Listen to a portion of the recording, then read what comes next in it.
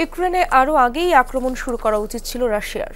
বৃহস্পতিবার বার্ষিক সংবাদ সম্মেলনে এমন মন্তব্য করেন প্রেসিডেন্ট ভ্লাদিমির পুতিন। জানান, দেরি না করে আরও আগেই এই অভিযান শুরু করার সিদ্ধান্ত নিতে হতো।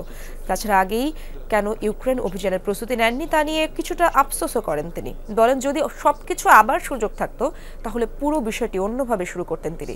ভালো করে প্রস্তুতি নেওয়ার সময় দিতেন সেনাদের। এ সময় নিজের ওপর যুদ্ধের প্রভাব নিয়েও কথা বলেন তিনি।